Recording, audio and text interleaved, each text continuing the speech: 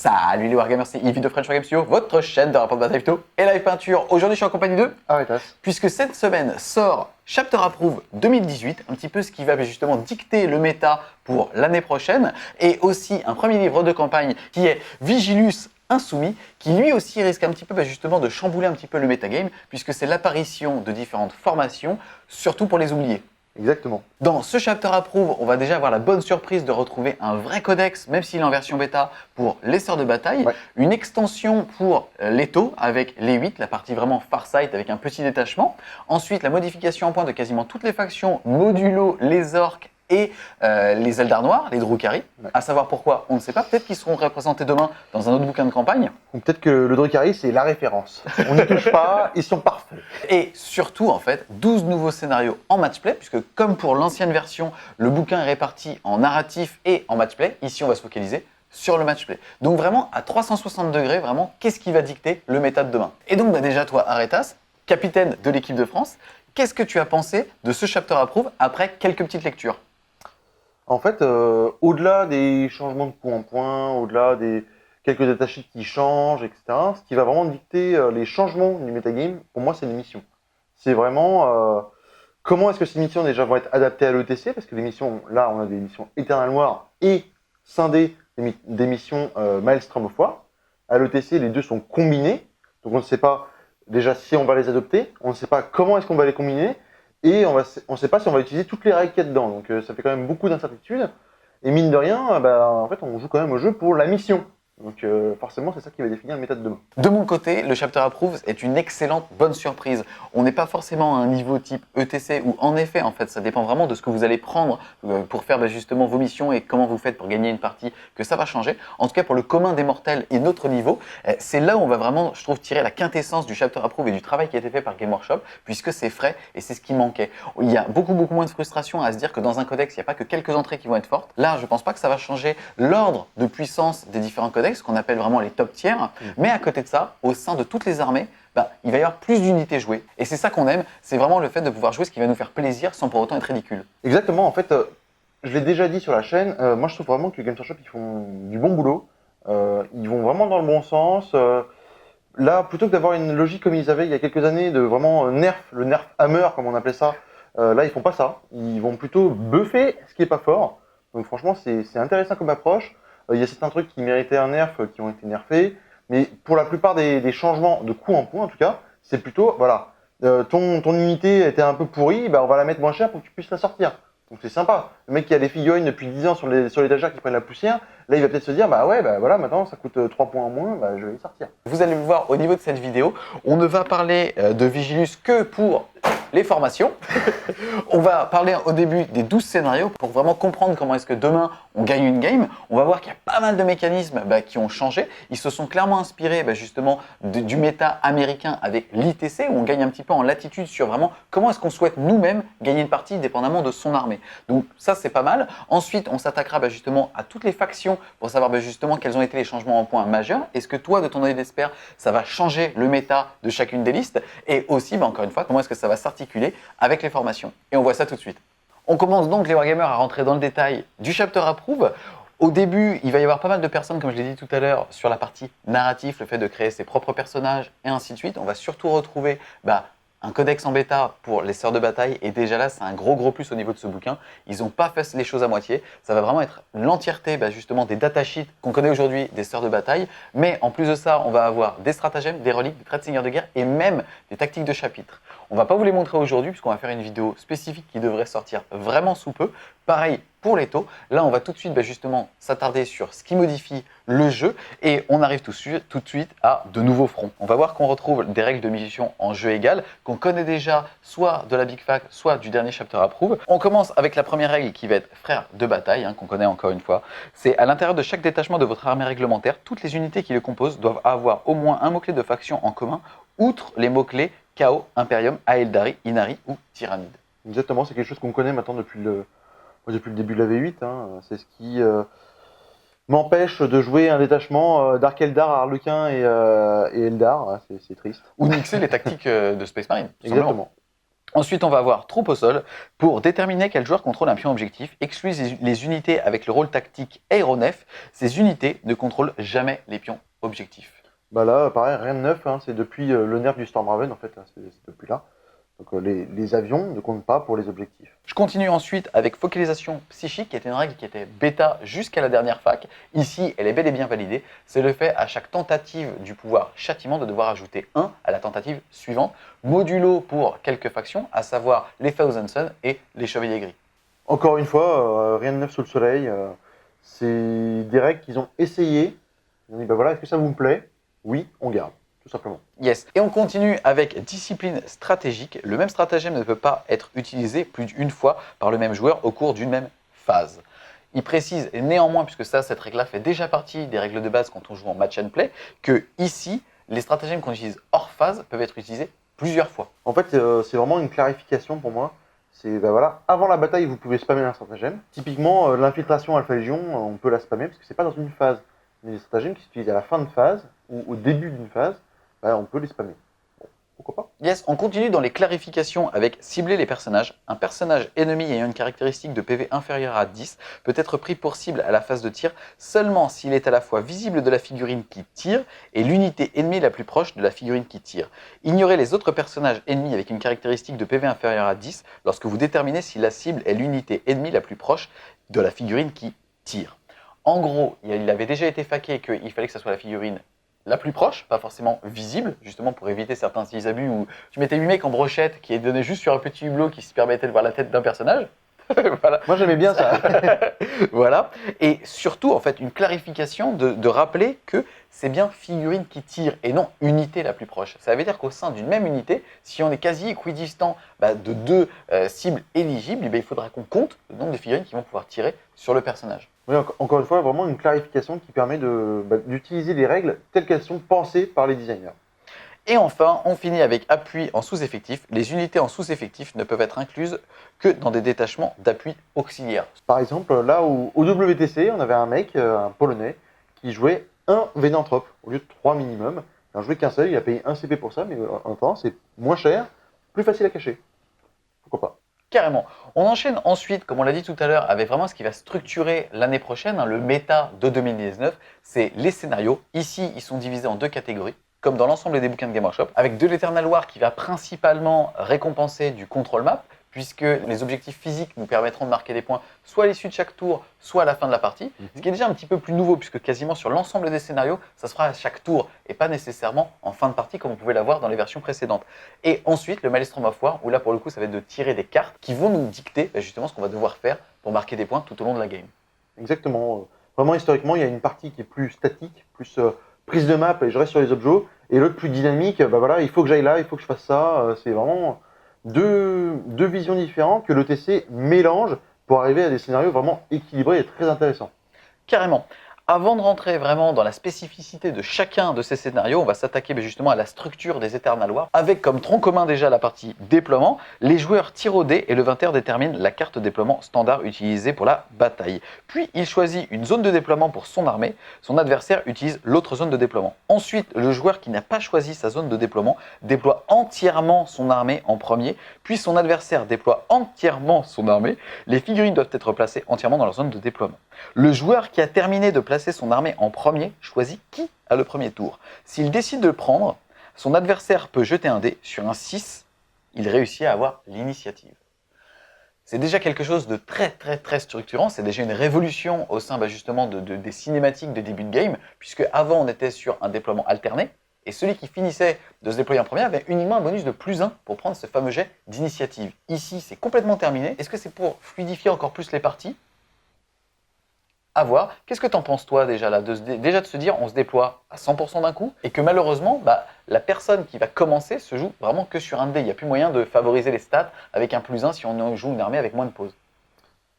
En fait, rien que ça peut chambouler un petit peu le méta. Rien que ça parce que on est habitué aujourd'hui à jouer le déploiement alterné en mode un petit peu mind game avec voilà, je me déploie un petit peu à droite, toi aussi, hein, et là maintenant je mets tout à gauche. Là c'est plus du tout ça, c'est on lance un dé, c'est bête et méchant.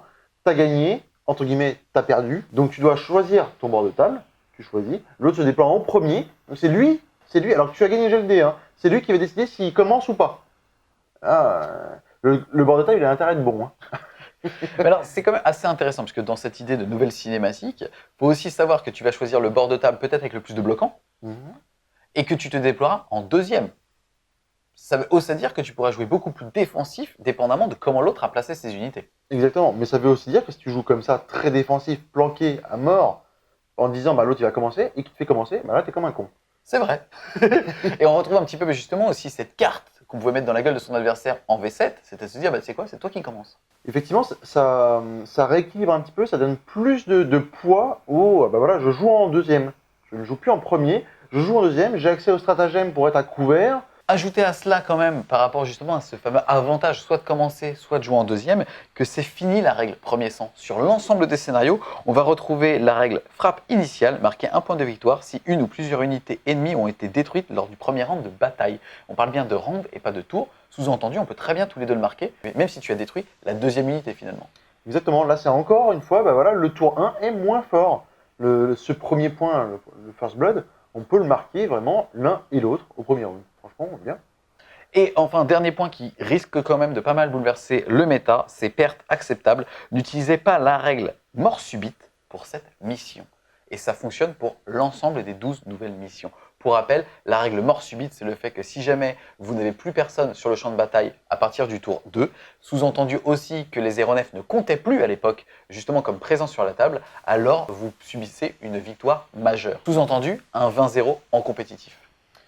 Là, c'est quelque chose qui. Enfin, c'est énorme en fait. Parce que depuis que je connais 40K, entre guillemets, la table rase, c'est 20-0. Tu as tué le mec, il est mort, il n'y a plus personne, il est vraiment mort, oui, il est mort, il a perdu. Là, c'est plus le cas.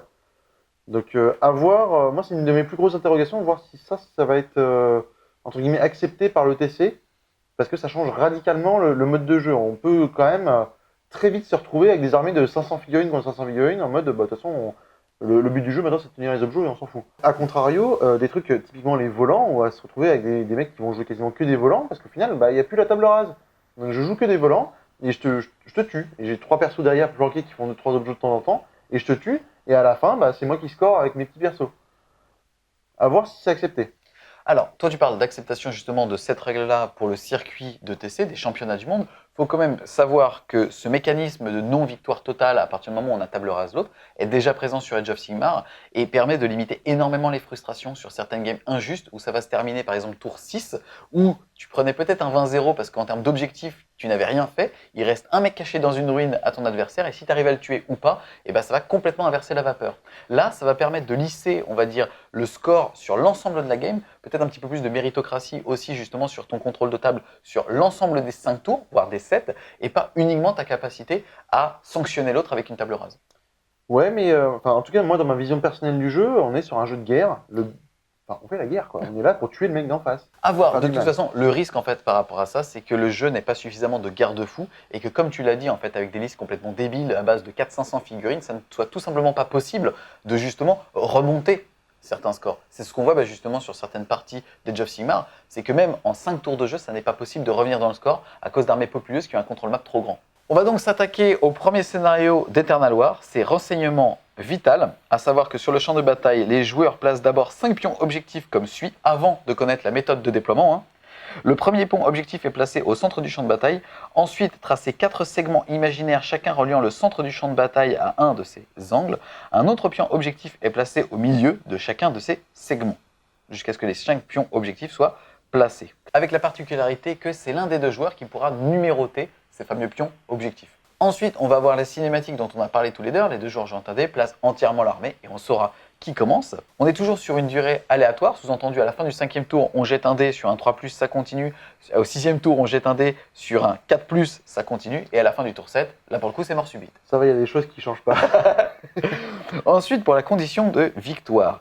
Récupérer les données. À chaque début de round de bataille, le joueur qui a le premier tour jette un D6. Sur 6, tous les pions objectifs sont actifs pour la durée de ce round de bataille. Sur tout autre résultat, le pion objectif correspondant au chiffre obtenu sur les jets de dés est actif. En gros, ce qu'il faut comprendre, c'est qu'à la fin de chaque round, donc à l'issue des 2 tours de joueurs, l'ensemble des objectifs valent 1 point et l'objectif qui est tombé sur le dé, sous-entendu l'objectif actif, lui en vaut 2. À ça va s'ajouter tuer le seigneur de guerre, frappe initiale, le nouveau premier sang, et ensuite briseur de ligne qui nous permettra justement, si jamais on est chez l'adversaire, de marquer un point en fin de game. Qu'est-ce que tu penses déjà de cette nouvelle manière de positionner les objectifs et justement de marquer des points à l'issue de chaque tour, un petit peu ce qu'on avait déjà dans certains scénarios à l'ETC? En fait, déjà, il y a un premier truc qu'il faut rappeler, c'est qu'à l'ETC, un scénario est fixé sur un déploiement. Donc on sait que si on joue ce scénario-là, on jouera sur ce déploiement. Maintenant, on nous dit, voilà, les objectifs, en plus, ça va être fixé. Il y a du pour, parce que en fait, ça évite d'avoir des tables complètement déséquilibrées, avec voilà, un coup de chat où moi j'ai 4 objectifs chez moi, toi t'en as 2, et voilà, grosso modo, je vais rester dessus, tu vas perdre. Mais d'un côté, ça retire une petite partie de tactique, où encore une fois, c'est du main game, un peu comme le déploiement, voilà, je pose un objectif là, je vois qu'il pose l'autre de l'autre côté, moi je vais y rester dans mon coin, lui aussi, ou alors au contraire, je vois qu'il en met un dans un coin, moi j'ai envie que ce soit au milieu, je les pose au milieu. À voir, c'est intéressant, ça change, donc pourquoi pas. On passe ensuite au deuxième scénario qui est affiner les recherches. Là, pour le coup, on va avoir un unique objectif au centre de table qui va être positionné. Ensuite, on va placer ses décors. Ça va être la cinématique de déploiement qu'on commence à connaître. Au niveau des règles, on va avoir perte acceptable, champ nullificateur. Aucune sauvegarde invulnérable ne peut être tentée par les unités qui se trouvent à 12 pouces ou moins du pion objectif. Sous-entendu, à 12 pouces du centre de table, on n'a plus de sauvegarde invulnérable. Donc vous avez une bulle de 24 pas. 24 pas, c'est énorme. Où vous n'avez pas le droit d'en vue. Donc les grotesques, les démons, les Shakespeare, et tout ce genre de trucs, qui généralement occupent le milieu de table, là, on n'a pas le droit d'y aller les mecs, parce que sinon, alors là, c'est la sanction directe.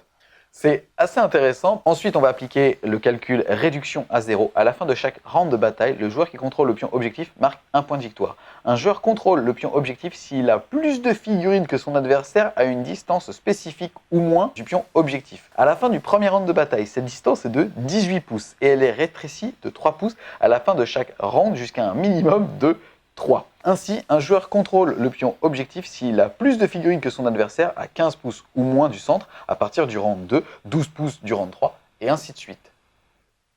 C'est vraiment intéressant. C'est vraiment... moi, ça me fait penser au scénario un petit peu qu'on faisait dans les tournois fun où il y avait de la lave qui arrivait ou un truc comme ça. Là, tu as un champ où t'as pas envie d'y aller, mais il va falloir y aller, les mecs. Il va falloir y aller parce que c'est comme ça qu'on marque des points. Donc c'est vraiment cool. Ce qui est sympa en plus, c'est que cette pression, elle est montante, puisque au début, tu le contrôles à 18 pouces, mais tu n'as plus ton invul qu'à 12 pouces, donc on va dire que tu as 6 pouces de safe zone, tu sais. Et après, justement, ça va franchement être le bordel. Ensuite, on passe à couper la tête, plutôt couper les têtes, puisque en gros, il va y avoir un seul objectif au centre de la table, et chaque joueur va allouer ensuite 3 points de renseignement aussi équitablement que possible entre les personnages de son armée et les noter sur sa feuille d'armée. Si votre armée n'a pas de personnage, un point de renseignement est à la place alloué à votre seigneur de guerre. Ensuite, on va avoir la cinématique, encore une fois, qu'on commence à connaître, cette fameuse nouvelle cinématique. Et pour les conditions de victoire, on va avoir transmettre les renseignements. À partir du deuxième round de bataille, un joueur marque un point de victoire s'il contrôle le pion objectif au début de son tour. Un joueur contrôle ce pion objectif s'il possède plus de personnages auxquels ont été alloués un ou plusieurs points de renseignement que son adversaire à 3 pouces ou moins de ce fameux objectif. Ensuite, on va avoir la règle renseignement crucial. À la fin du troisième round de bataille et à la fin de chacun des rounds suivants, chaque joueur additionne le nombre de points de renseignement de son armée actuellement sur le champ de bataille ou actuellement embarqué dans un transport se trouvant sur le champ de bataille. Ce total est le nombre de points de victoire marqués par le joueur. Donc, chose intéressante, il va falloir exposer ces personnages, en tout cas un, pour aller prendre l'objectif, en tout cas à 3 pouces du centre de table, et à partir du tour 3, il va falloir qu'ils soient en vie, tous ces personnages. Donc ça va être assez fun quand même, comme scénario là. Franchement, c'est sympa. C'est sympa. Moi, mon premier réflexe, c'était de me dire, ouais, mes persos, ils vont jamais mourir parce qu'ils sont tout le temps en backline. Et après, je me dis, ouais, mais en fait, ils doivent aller au milieu de la table. Donc c'est pas si simple. Donc ça va quand même favoriser les personnages, entre guillemets, les gros tons corps à corps qui vont pouvoir aller au milieu de la table et survivre.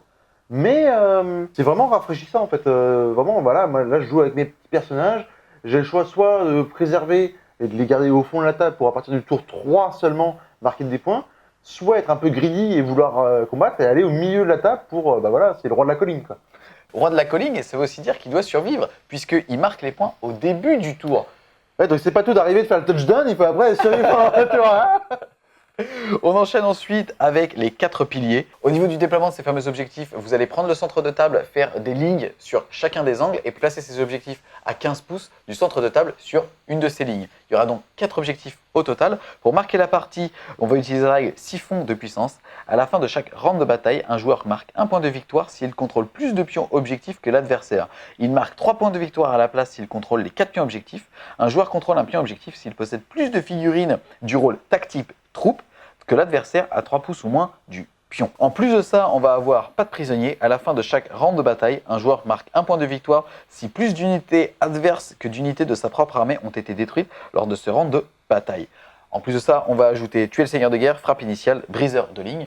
Et c'est là où je trouve que c'est très intéressant. Pour ceux qui avaient testé les French Wargame scénarios où on s'était déjà inspiré de l'ITC, c'est déjà des scénarios qui fonctionnent. C'est vraiment pour récompenser à l'issue de chaque tour qui a eu le meilleur de contrôle tape et qui a eu le plus d'attrition. Moi, je trouve ça sympa, parce que, mine de rien, on retrouve un petit peu le système de KP où, bah voilà, je t'ai quand même bien meulé la gueule, hein, donc c'est moi qui ai plus de points.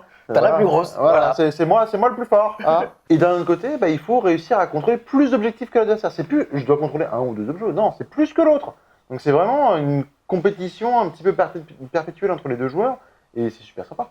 C'est super intéressant parce que quand tu es le joueur numéro 2, tu as la table devant toi et tu vas dire, ok, il a combien d'objectifs? J'ai ce premier vecteur en fait. Je peux moi aussi clean les objectifs pour prendre plus d'objectifs. Et tu m'as tué combien d'unités? Ah ok. Et en fait, ça va te permettre de jouer def tout en restant, on va dire, à portée des points, en se disant, attends, tu m'en as tué qu'une. Ok, moi je vais pas aller sur la des objectifs parce que c'est trop dangereux, tu as une armée de corps à corps, tu vas me défoncer la tronche. Par contre, je vais juste te tuer 2 unités. Et finalement, on est sur une égalité là. Et donc, ce genre de scénario est super intéressant et permet d'équilibrer en fait les différentes parties, même si les armées sur la table ne sont pas forcément. Exactement. Encore une fois, ça renforce encore un petit peu plus le rôle de deuxième joueur, de jouer en second. Si ben voilà, j'analyse le champ de bataille, j'analyse les points qu'il y a actuellement, je me dis bah ouais, en fait j'ai juste à faire ça et j'équilibre. Et là c'est bon. Ensuite, on s'attaque à ravitaillement aérien. Là, c'est 4 objectifs qui sont répartis par les joueurs avec les méthodes qu'on connaît, hein, c'est-à-dire à 12 pouces les uns des autres et à plus de 6 pouces d'un bord de table. Ensuite, on va avoir la règle portée par les vents au début de chaque round de bataille, en commençant par le joueur qui a le premier tour, désigné à tour de rôle les pions objectifs. Pour chaque pion objecteur, les joueurs tirent au dé, le vainqueur déplace ce pion objectif jusqu'à une distance de 3 pouces.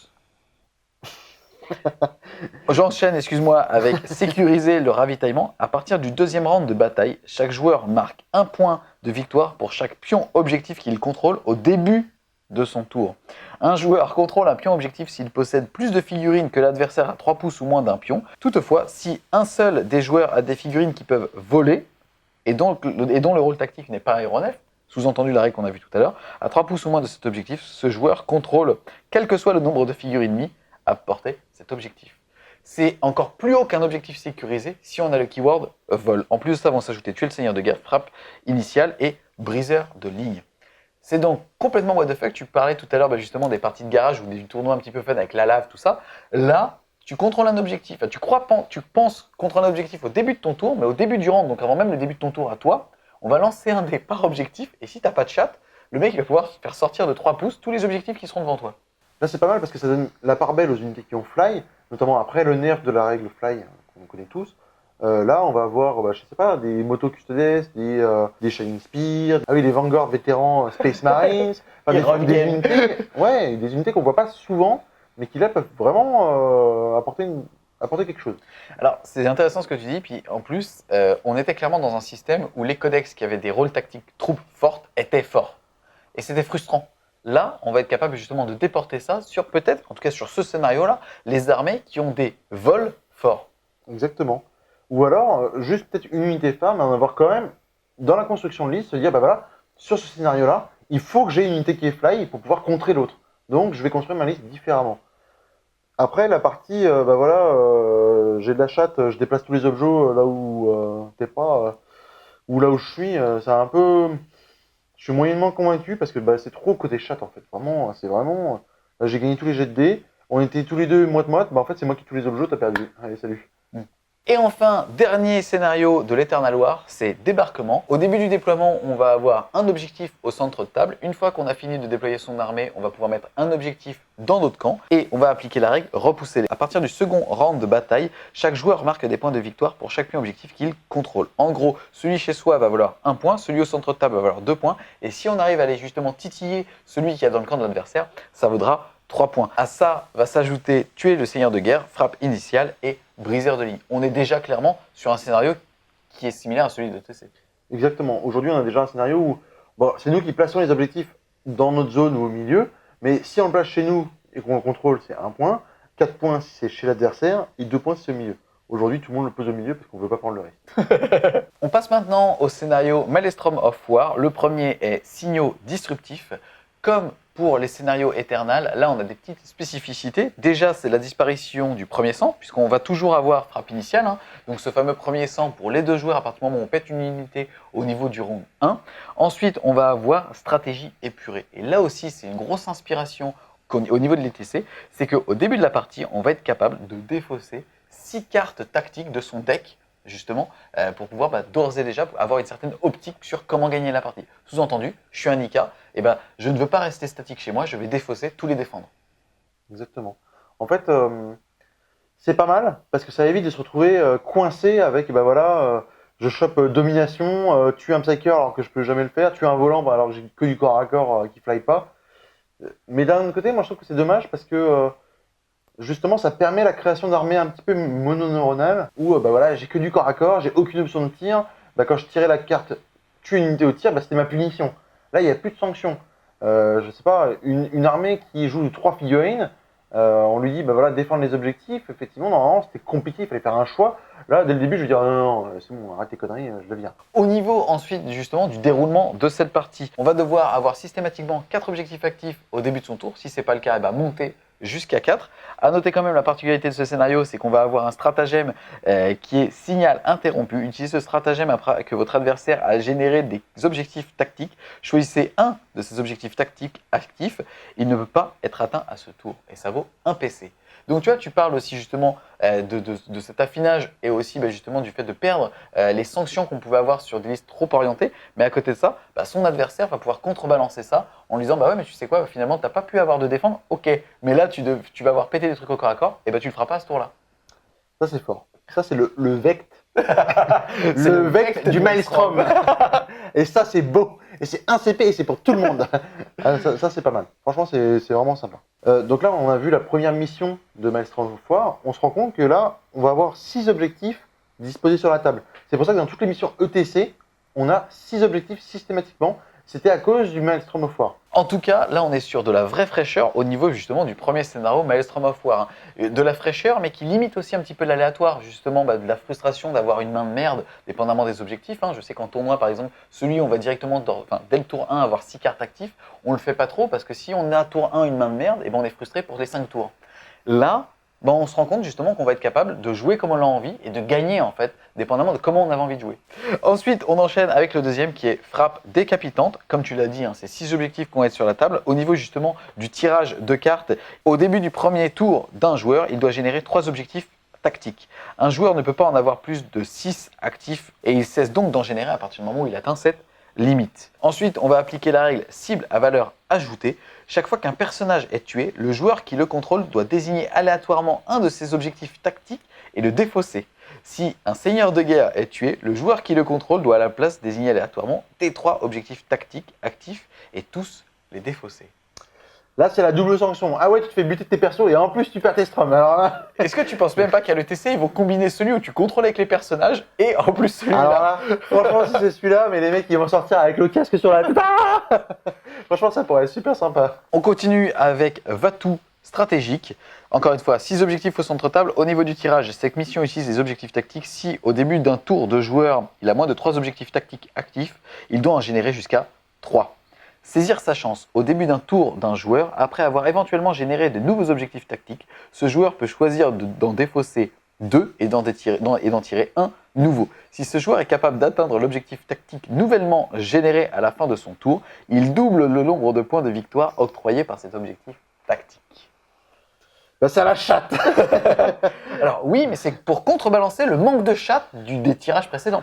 Ouais, mais c'est vraiment, c'est à double tranchant. C'est soit, effectivement, alors si on a une main pourrie, franchement, ça vaut le coup d'essayer. On se retrouve avec 2 objectifs, s'il est toujours pourri, bah alors là, c'est bagade. Par contre, si on tire quelque chose de bien, il y a des objectifs qui sont quand même relativement faciles à faire. Typiquement, je sais pas, je joue tôt, j'ai détruire des unités en phase de tir. Bon, si je tire ça, je gagne le double de points, mais alors là, c'est la pignata, j'ai tapé dessus tellement fort qu'elle a explosé, quoi. Le truc, c'est Alors génial. c'est marrant parce que tu parles de chat et je suis d'accord avec toi, on va dire, sur les tirages de main qui vont vraiment être trop bénéfiques. Maintenant, il faut aussi voir, on a un deck de 36 cartes, au début de la partie, on en retire, là, on doit en générer 3. Et bah tu dis qu'à partir du tour 5, on a eu 18 tirages de cartes, il en reste donc 12. Et là, mine de, on se retrouve peut-être avec le symptôme du poker où on peut avoir compté les cartes et se dire, bah tu sais quoi, finalement, sur les 12 cartes qui me restent, il y en a peut-être 3 ou 4 qui vont être de gumball, sous-entendu, j'ai une chance sur 3 de tomber dessus. Peut-être que là, ça vaudra le coup d'en sacrifier 2 pour avoir une chance sur 3 de marquer 2 fois plus de points sur ce genre de cartes. Et on rentre peut-être dans une nouvelle dynamique de Game Workshop de se dire, bah attends, les mecs vont pas devoir que tirer de façon aléatoire des cartes, mais aussi calculer ce genre de choses. Pourquoi pas? Honnêtement, je pense pas que Game s'est pensé à ça. Honnêtement. Putain, juste je trop porte Genre, le jeu. vraiment pas. Mais ouais, carrément, pourquoi pas. Et puis même, on peut même essayer d'aller jusqu'au bout de cette pensée-là en se disant, bah voilà, à chaque tour, je vais défausser 2 de mes Maelstrom pour en repiocher un, pour utiliser mon deck plus rapidement. Ah. Et atteindre la fameuse carte dont j'ai besoin. Je sais pas, la domination, parce que là, j'ai tous les objets, ou enfin, il y a moyen. L'objectif 66, avec des seigneurs de guerre qui vont être un petit peu one-shot, que t'as pas forcément envie de sacrifier. Là, tu sais que de toute façon, il va mourir prochain tour parce que le mec, il a trop de rattling. Et bah, tu sais que là, tu vas pouvoir justement aller le chercher celui-là. Ça peut être intéressant à voir comment ça évolue, mais il y a peut-être quelque chose côté Game Workshop. On enchaîne ensuite avec Cascade Tactique, où là, pour le coup, bah, on découvre une nouvelle mécanique, puisque cette mission utilise les objectifs tactiques. Au début du premier tour d'un joueur, il doit choisir 2 objectifs tactiques. Il les génère automatiquement. Il va donc avoir le choix. Ouais. C'est fou. Au début de chacun des tours suivant le premier, il doit générer 2 objectifs tactiques pour chaque objectif tactique atteint lors du round précédent. À savoir qu'il ne peut pas en avoir plus de 6 par tour. Alors ça veut dire que déjà, dès le début, on a 36 cartes, on en retire 6. Ensuite, on en choisit 2. Il en reste 28. Il en reste 28. Je suis à fond avec toi. Non mais, c'est vraiment... Et ces deux-là, logiquement, on doit les faire. En plus, le joueur adverse ne peut absolument pas savoir ce qu'on va prendre, parce qu'on choisit au début de notre tour. Donc typiquement, si je joue, je sais pas, contre un populeux qui a pris tout le milieu de table, je vais pas prendre zone neutre. Je vais pas dire, bah voilà, il y aura pas d'unité à moins de 12 pouces du centre. On va ajouter à ça quand même les règles fardeau du commandement. Chaque joueur perd 1 point de victoire pour chaque tranche complète de 3 objectifs tactiques qui lui restent. Ça veut dire que, bah, grosso modo, ok, vous allez avoir des objectifs au départ, vous allez réaliser, vous allez tirer 2 fois plus d'objectifs, donc normalement réaliser encore et encore 6 maximum dans la main, mais à la fin, par contre, à la fin de la partie, il faut en avoir le moins possible dans la main. Il faut vraiment réussir du strum. C'est pas mal. On continue avec vision de victoire.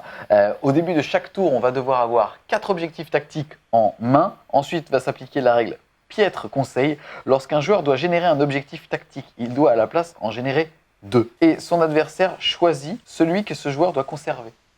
L'autre objectif tactique est défaussé, mais il peut être à nouveau généré. Sous-entendu, il va être remis de façon aléatoire dans le deck. C'est quand même super fun. Hein. Je trouve que le scénario porte super bien son nom, vision de victoire. Genre, tu vois le truc que tu peux faire et qui te ramène plein de points, Mais et non. on te dit, va te faire foutre. Non. C'est marrant. Maintenant, c'est comment passer une bonne game avec votre adversaire à base de... Non. Pour peu qu'il y en a un qui jouait le dard noir qui te vecte, alors là, t'as tout gagné. Vraiment, t'es content. Et on finit avec cicatrice de combat. On va devoir avoir systématiquement 3 objectifs en main. Ensuite, on va s'appliquer la règle communication perdue. En gros, au début du premier round de bataille, vous allez devoir lancer un dé. Sur un 1, vous allez annuler les objectifs 11 à 16 de votre pile. Sur un 2, 21 à 26, etc. Et on ajoute à ça ce qu'on a déjà vu, mais c'est le stratégie épurée. Résultat, on va quand même avoir une main super limitée. En fait, c'est pas mal dans le sens où, dès le début, on va savoir, voilà, moi, j'ai plus accès à ça, alors que c'est con, j'orientais une partie de ma liste là-dessus. Et lui, par contre, il n'a pas accès à ça. Donc on va pouvoir changer notre plan de jeu par rapport à ça. Typiquement, un mec qui en face ne risque pas de faire la domination, on peut lui laisser un petit peu prendre les objectifs, on s'en fout. A contrario, un mec qui n'a pas les 30, on se dit, voilà, le mec il va être beaucoup plus mobile que d'habitude. Donc il va vraiment falloir prendre ça en compte, c'est cool. On a fait le tour des 12 nouveaux scénarios, donc des 6 Eternal et des 6 Maelstrom. Qu'est-ce que tu en penses toi pour l'instant? Il y a des bonnes idées, ça apporte quand même vraiment une fraîcheur au jeu, ça va changer beaucoup de choses, je pense. Maintenant, moi, d'un point de vue ETC, ce qui m'intéresse surtout, c'est de voir comment est-ce que ces scénarios vont être mixés, quel scénario Eternal Noir va être avec quel scénario Maelstrom, et sur quel déploiement. Il y a quand même beaucoup de variables en fait, qu'on ne connaît pas aujourd'hui qui ne permettent pas de vraiment trancher. On ne peut pas ajouter les règles de Maelstrom et d'Eternal Noir telles quelles, il faut souvent les ajuster. À voir comment est-ce que ça va être fait. Donc là, tu parles d'un mécanisme, encore une fois, d'ETC où on combine les deux.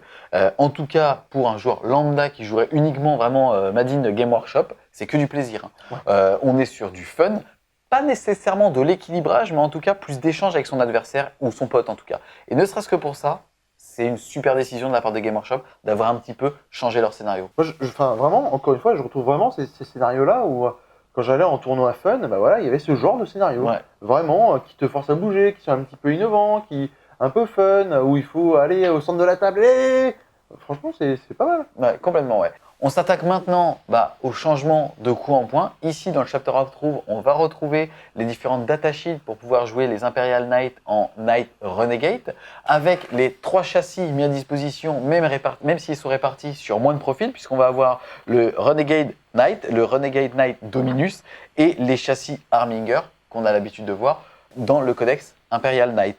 Au niveau des changements en points, il y a eu quelques, comme tu l'as dit, ajustements vers le bas et aussi surtout l'officialisation, parce que historiquement c'était disponible sur une fac sur le site de Game Workshop, l'arrivée de stratagèmes pour le codex et aussi de reliques. On s'attaque maintenant au changement en points de l'ensemble des datasheets des différents codex, modulo, les orques et les Drukhari, c'est un petit peu les oubliés. Déjà ce qu'on va noter, c'est que quasiment l'ensemble des personnages nommés ont baissé en points.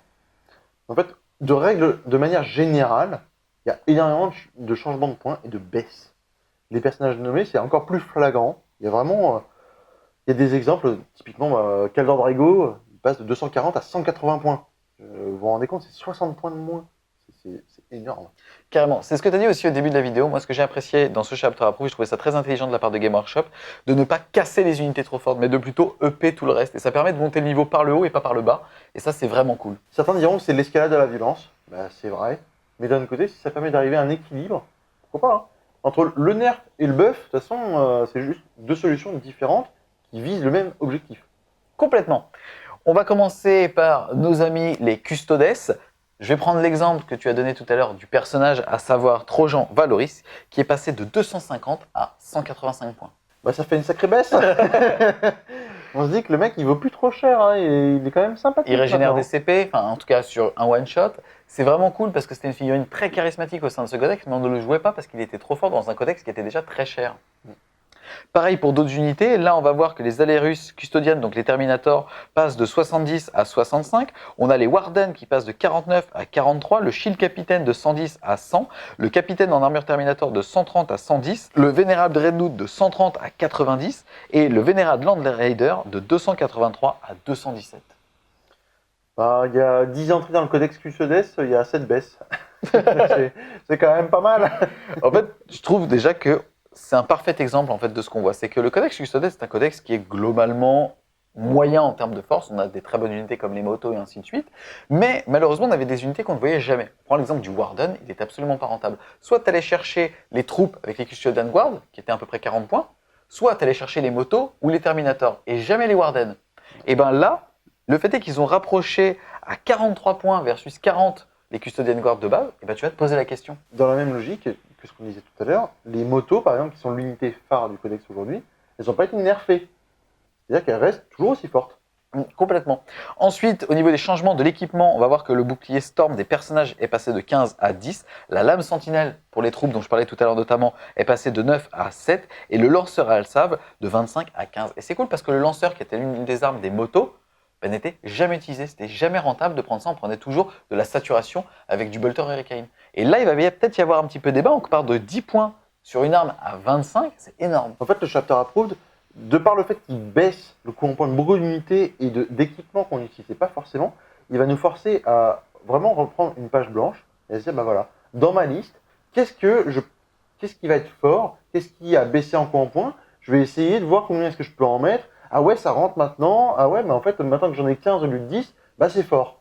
Donc c'est vraiment un retour à la feuille blanche. On enchaîne ensuite avec l'Adeptus Mechanicus, codex qui malheureusement, sur le codex review fait sur la chaîne, avait été un petit peu critiqué parce qu'on avait de la peine pour ce codex puisque tout était un petit peu trop cher et il y avait un problème de positionnement au niveau de leur coût en points. Ici, quasi l'intégralité du codex a perdu entre 10 et 20% de points et parfois beaucoup plus. Et c'est vraiment appréciable puisqu'on est sur un codex qui retrouve un petit peu son cœur. On ne va pas être obligé de jouer que des robots débiles où certaines unités étaient complètement injouables. Là, on a l'exemple des cataphrons qui deviennent complètement jouables. Et c'est là où on se pose un petit peu la question aussi. Ils passent de 35 à 15 points. Et là, on se pose la question, on se dit, mais attendez, Games, enfin, soit vous le saviez, soit vous êtes complètement con. Parce qu'à côté de ça, au bout d'un mois et demi, tu ne fais pas div 2, même plus de div 2, sur une figurine. Et c'est bizarre. Alors, est-ce que c'est pour instaurer des effets de mode au niveau des unités jouées au sein des codex? Je ne sais pas. Est-ce que tu as des exemples flagrants qui vont vraiment montrer que le type de liste vont changer au sein de ce codex? Bah, déjà, il y a des choses qui étaient fortes, déjà, qui faisaient que le codex pouvait être joué et qui ont baissé. Donc déjà, ça veut dire qu'il va devenir beaucoup plus fort qu'avant. Typiquement, les Rangers, qui passent de 8 à 7 points, leur arquebuse, elle passe de 25 à 15 points. L'arquebuse, c'est quand même un truc qui tire à l'autre bout de la map, qui a à moins de D3 de damage, à 15 points pièce. Franchement, les persos, ils ont intérêt à bien se planquer. Ouais. Donc on peut voir, c'est des troupes, donc on peut les spammer, déjà. Petit cœur de spammer, voilà. Mais on peut voir 4, 5, voire 6 unités pour faire une brigade, avec juste une arquebuse, et ben mine de rien, il faut les tomber, parce que c'est chiant. Oh, clairement, en fait, tout a baissé. Les Tech Priest Dominus sont passés de 125 à 80 points. Même les petites taxes pour aller chercher une brigade, pour se faire plaisir avec une figurine qu'on aime bien, où on était obligé de façon complètement débile avec nos robots de claquer le PC pour changer le protocole. Là, on va peut-être prendre le personnage qui nous permet de le faire nativement parce que c'est beaucoup moins cher. Et on est sur des coûts d'unité qui sont pas déconnantes par rapport à leur faculté de tanking, de mobilité ou de létalité. Et c'est ça, en fait, qui est vraiment bien sur ce codex. Le codex, déjà, en tout cas pour celui-là, va être plus fort, va peut-être même changer de tiers. Mais surtout, en fait, c'est la variété des listes qui va changer, un petit peu ce qu'on trouve avec le codex Orc, et ça, c'est super positif. Bon, l'autre truc positif, c'est qu'on va peut-être en voir plus. Du coup, je vais peut-être enfin comprendre comment ça marche. En tout cas, le fait de passer sur l'Adeptus Mechanicus nous permet aussi de découvrir les formations qui sont présentes dans ce bouquin-là. On commence avec la cohorte Cybernetica. Les formations, c'est très simple. En gros, vous allez prendre un de vos détachements et pour un PC, vous allez accorder un nouveau mot-clé à ce détachement qui souvent ne concerne que certains types d'unités. Et ensuite, vous allez avoir un nouveau trait de seigneur de guerre, une relique et entre 1 et 3 stratagèmes dépendamment des différents détachements qui seront réservés uniquement aux personnes éligibles avec ces mots-clés-là. Le premier détachement de l'ADMEC, on va choper le mot-clé cohorte Cybernetica. Et au niveau des stratagèmes, pour un PC, on va pouvoir utiliser un flux de puissance. Choisissez une unité de Castellan Robot cohorte Cybernetica de votre armée à 3 pouces ou moins d'un Cybernetica Datasmith. Ajoutez 3 au jet de charge effectué pour cette unité de Castellan Robot jusqu'à la fin de cette phase. En fait, faut pas oublier que les robots, ils n'ont pas que les armes de tir. Ils peuvent aussi avoir des gros gantelets Qui baissent en points en plus déjà. qui baissent en points. Et ben, mine de rien, plus 3 pouces à la charge, c'est pas mal.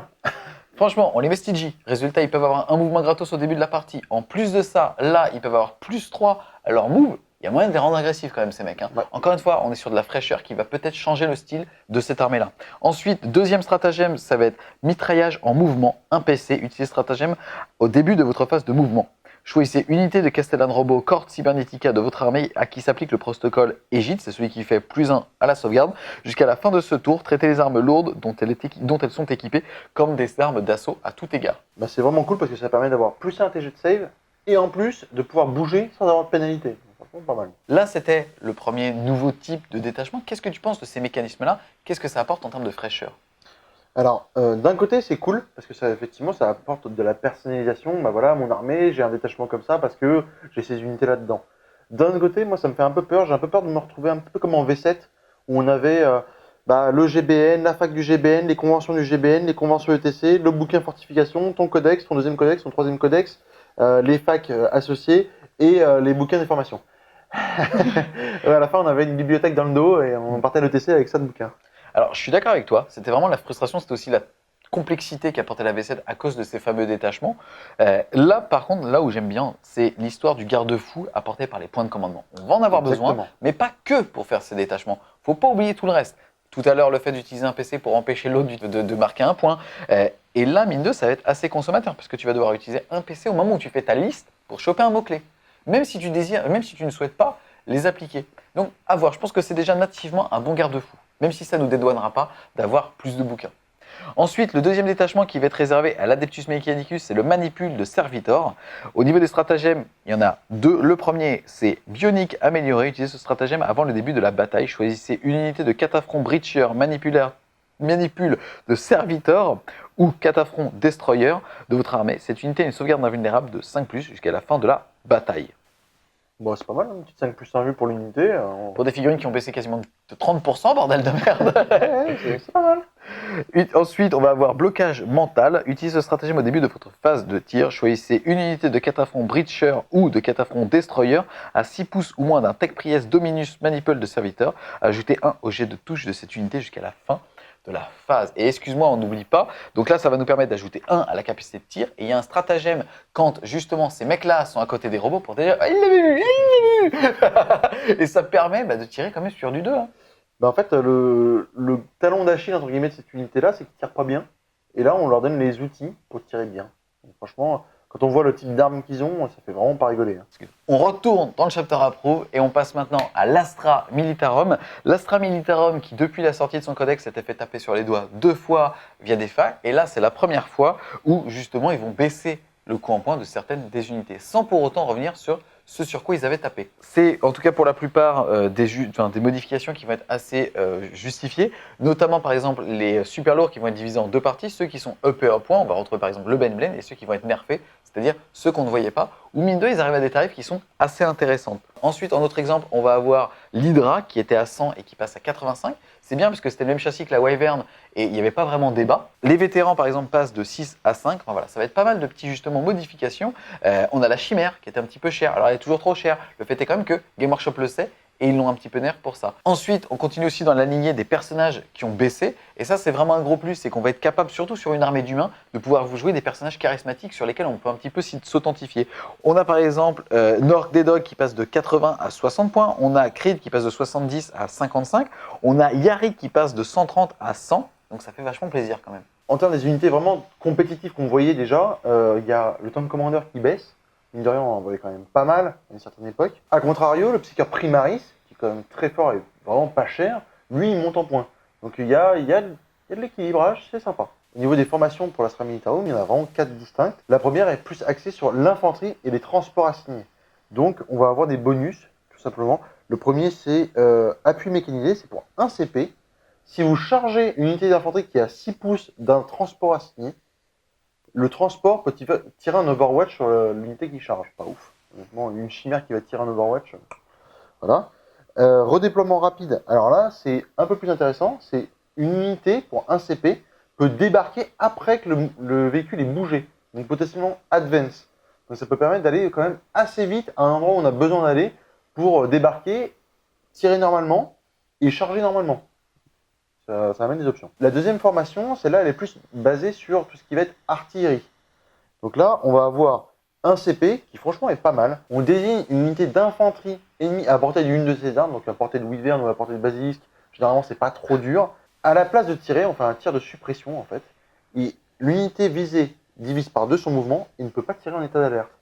Donc mine de rien, si on a besoin d'aller cliquer au corps à corps quelque chose qui tire vraiment très très fort, une unité, je sais pas, de Hellblaster, 10 Hellblaster dans un couvert, on sait pas comment s'en dépatouiller, on va leur mettre pour 1 CP, tu peux pas tirer un Overwatch, et viens que je te clique avec DJI. Et là, le mec en face, un peu comme un con. Et le deuxième, c'est pour 2 CP. En fait, on a une unité type un basilisque, il va tirer 2 fois au lieu d'une seule pendant sa phase de tir. Ça, c'est simple. En sachant que dans cette formation-là, on a un trait de seigneur de guerre qui est super sympa, qui fait qu'à 6 pouces, toutes les unités du détachement ont PA -1 sur un 6 pour blesser.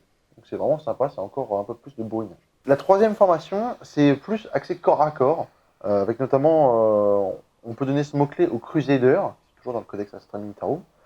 Il y a pour 2 CP, jusqu'à la fin de la phase de corps à corps, toutes les figurines du détachement qui meurent ne sont pas retirées comme perte immédiatement, elles vont pouvoir taper avant de mourir.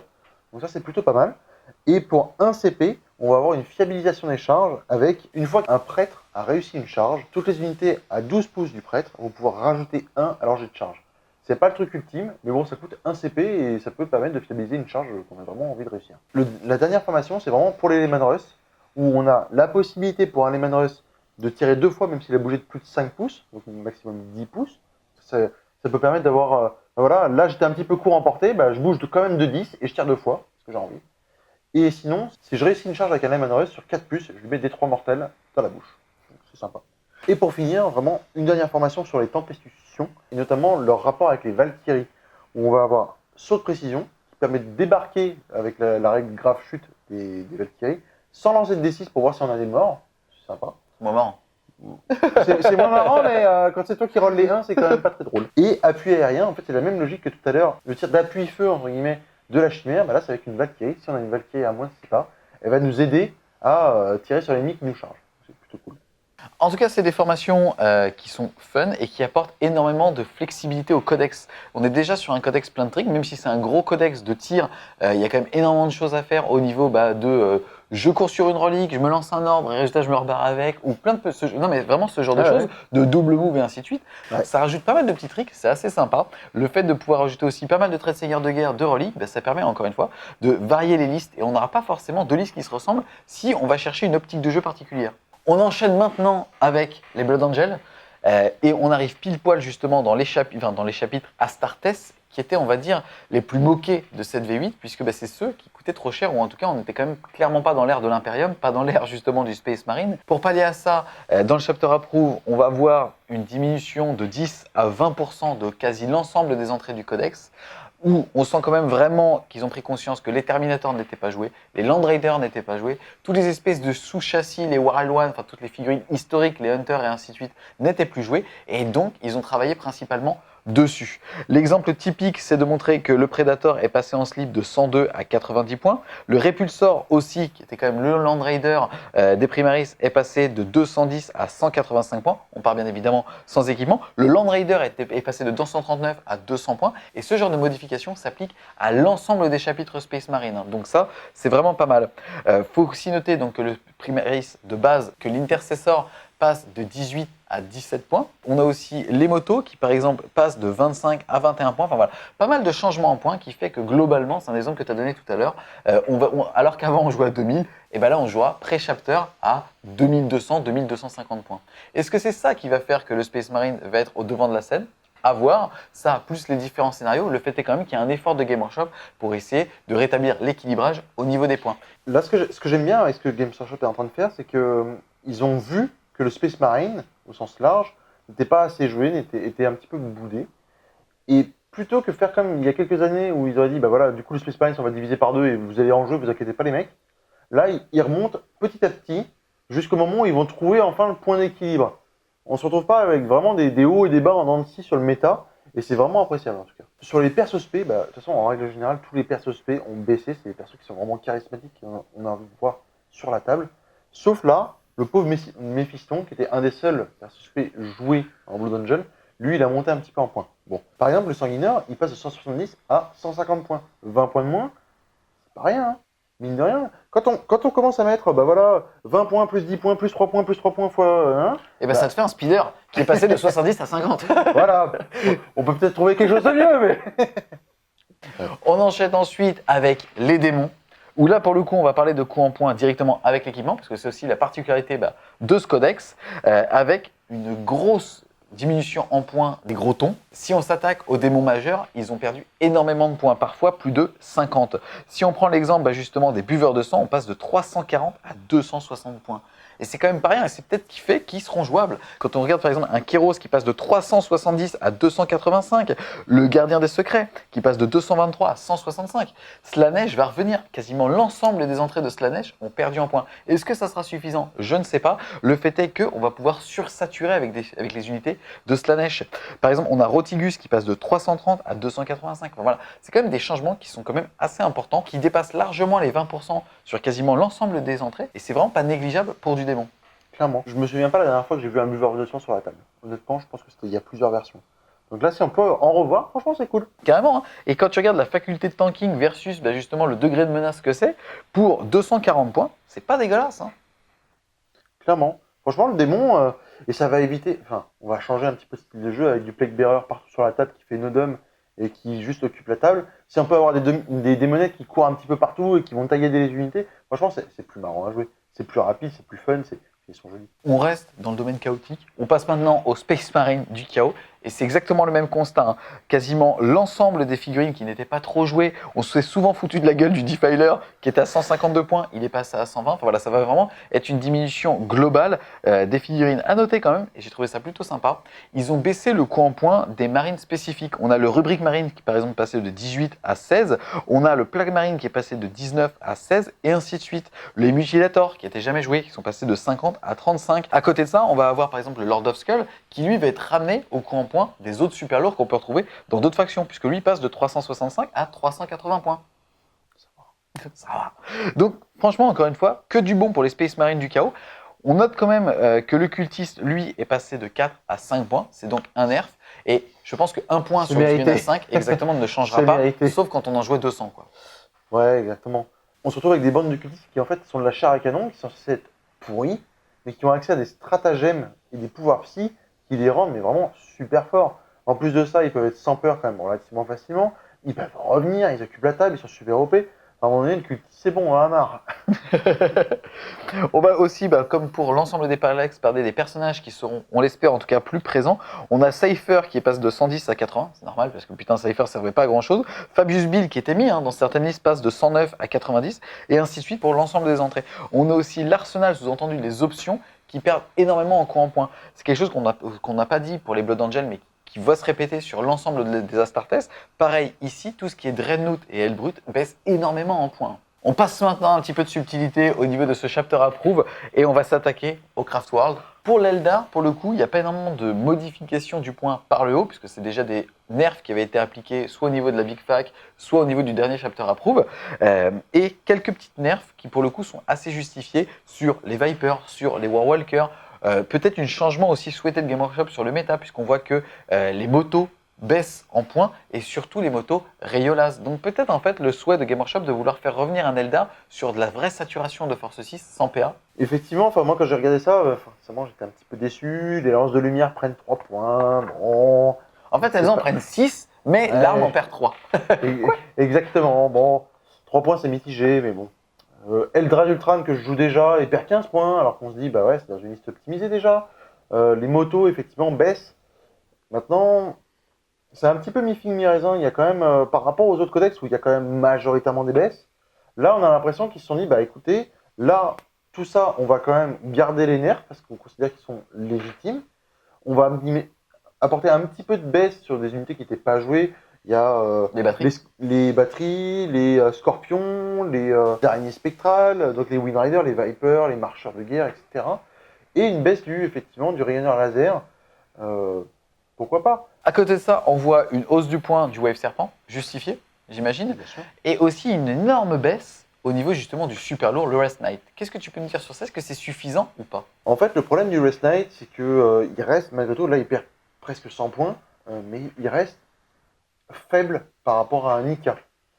Faible, j'entends, il tire moins fort, il n'a pas accès au même type de stratagèmes qui sont propres aux Ika, il bénéficie pas de certains combos et de synergies avec le codex Eldar, typiquement les pouvoirs d'Archonte, le Fast Lightning Reaction, donc pour 2 CP, moins 1 pour être touché. Il close fort, alors ça c'est indéniable, mais il n'a pas d'un vue de base, sauf si on lui prend le bouclier, et franchement on aimerait bien avoir les 2 canons D.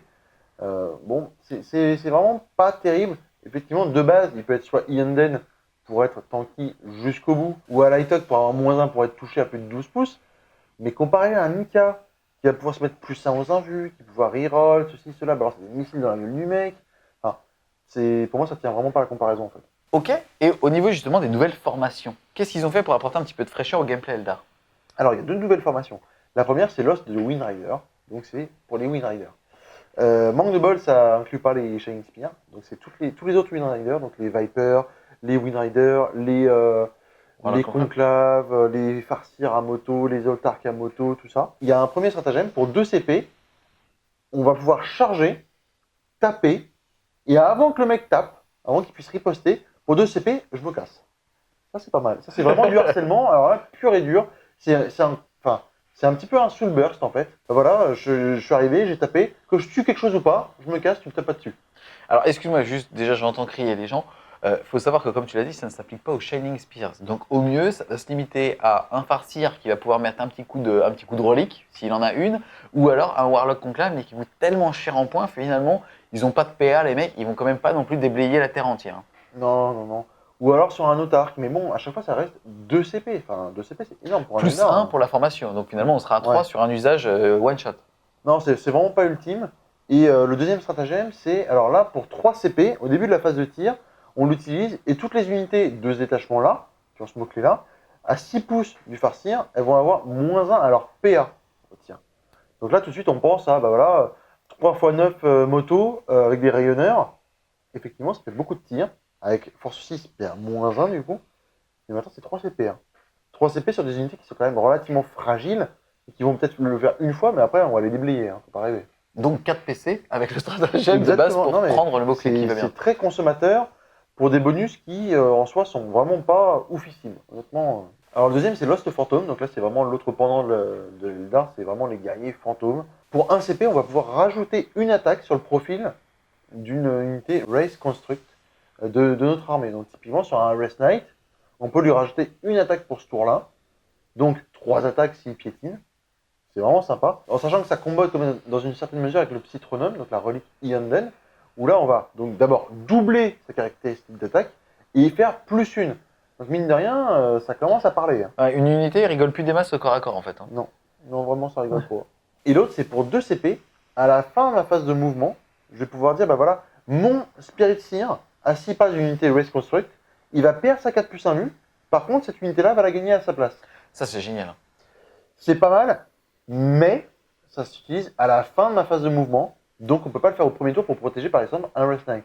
On passe maintenant à l'Astartes à capuche, les Dark Angel à capuche, parce qu'on va quand même parler de baisse de coût en points de la Deathwing, et c'était nécessaire, puisque les Chevaliers Deathwing passent de 45 à 35 points, et heureusement, parce que c'est quand même une des unités les plus charismatiques de l'univers même, et ils n'étaient pas joués, parce que ça coûtait tout simplement trop cher de les faire pop, et après ils étaient comme des culs sans mobilité au centre de la map. Donc là, ils vont toujours rester comme des culs au centre de la map, mais au moins ils vont coûter moins cher.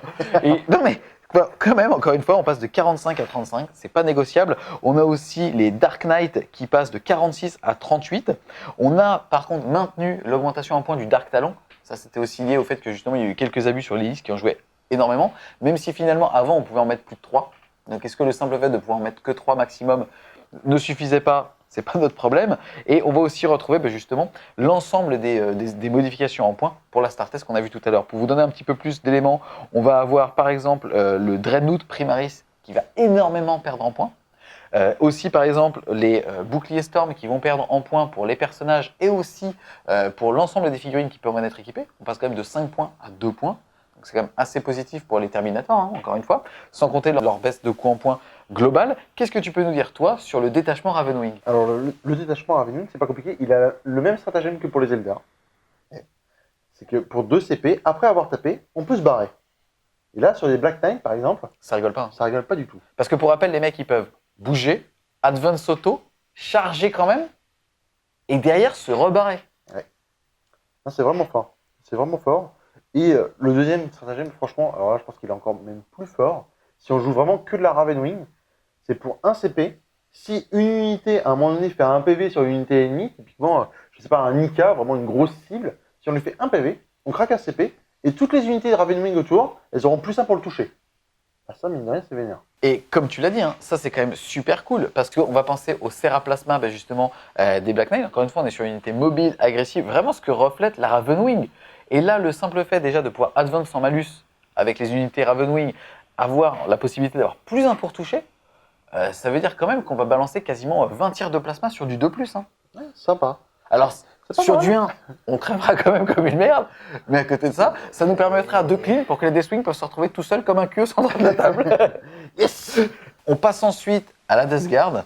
Death Guard qui, comme pour l'ensemble des codex, a vu son coût en points relativement baisser. Et encore une fois, comme pour l'ensemble des hérétiques Astartes ou Astartes, c'est le coût des figurines non jouées, typiquement les sorciers Terminator, l'ensemble des figurines dans Terminator, où c'était systématiquement plus rentable d'aller chercher soit un mec à pied, soit un mec en réacteur dorsal, qui s'est vu baisser. Donc il va y avoir un petit peu plus débat. Pas mal de petits personnages aussi ont baisé. On a le Biologus Putrifieur qui passe de 74 à 60 points.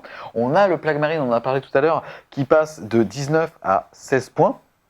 On a le Crawler qui était déjà quand même assez fort, en tout cas qui pour sa valeur en points, en termes de létalité, était pas folle, mais à côté de ça, en termes de tanking, c'était une sacrée trace de frein. Qui passe de 110 à 100 points.